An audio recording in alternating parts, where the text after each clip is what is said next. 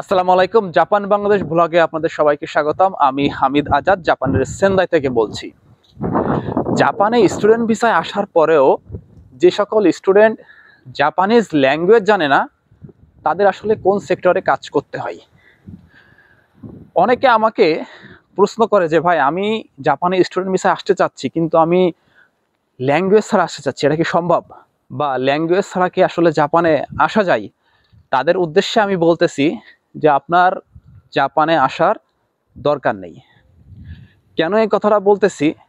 কারণ আপনি জাপানে আসতেছেন জাপানিজ ল্যাঙ্গুয়েজ শিখতে। আপনি কি মনে করতেছেন যে আপনি বাংলাদেশ থেকে জাপানিজ ল্যাঙ্গুয়েজ শিখবেন না, যেমন তেমন করে চলে আসবেন, তারপর এখানে একটা হিউজ টাইম পাবেন জাপানিজ ল্যাঙ্গুয়েজ শেখার, এরপরে সব কিছু কয়েক মাসের ভিতরে শিখে যাবেন? মানে বিষয়টা কি আসলে এমন?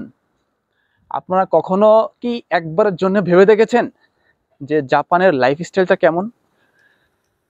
এখানে আপনাকে রোবটের গতিতে চলতে হবে। আপনি এখানে এসে তেমন পড়াশোনা করার সুযোগ পাবেন না। সুতরাং আপনি বাংলাদেশ থেকে যদি একটা অক্ষর শিখে আসেন, সেই একটা অক্ষরই আপনার জন্য গুরুত্বপূর্ণ। এখন অনেকে হয়তো বা বলতে পারেন যে আমি কেন এইভাবে কথা বলতেছি। ভাই, এই ভিডিওটার মর্মটা আপনারা যখন জাপানে আসবেন তখন বুঝতে পারবেন, এখন বুঝতে পারবেন না।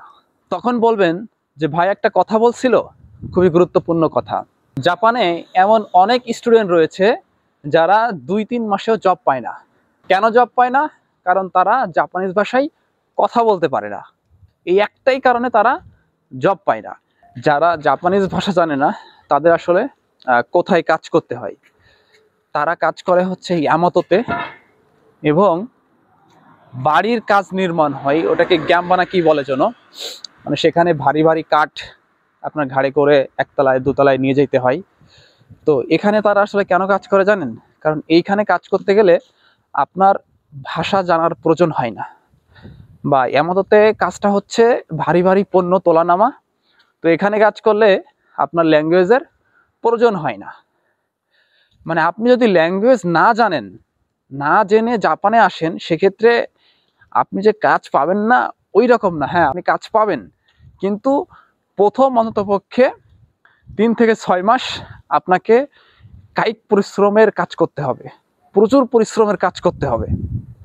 সেখানে ইনকামও ভালো করবেন, কিন্তু অনেক কষ্ট করতে হবে আপনাকে। আপনি যদি কষ্ট করতে না পারেন, সেক্ষেত্রে ল্যাঙ্গুয়েজটা অন্ততপক্ষে বাংলাদেশ থেকে সুন্দরভাবে শিখে আসবেন। N5 না, N4টা শেষ করে আসবেন।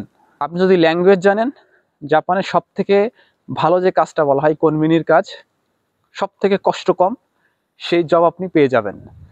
সেক্ষেত্রে সবার কাছে অনুরোধ রইল, জাপানে আসার আগে ভাই জাপানিজ ল্যাঙ্গুয়েজটা শেষ করে আসেন। শুধু শেষ করে আসেন না, আপনি যেন সুন্দরভাবে কথা বলতে পারেন, এবং জাপানে এসে তারা কি কথা বলতেছে এটা যেন বুঝতে পারেন। এইভাবে মূলত ল্যাঙ্গুয়েজটা শেষ করার চেষ্টা করবেন। আজকের এই ভিডিওতে অনেক কিছু বলে ফেললাম, কিছু মনে করবেন না, কারণ এটা আপনাদের ভালোর জন্যই বলতেছি।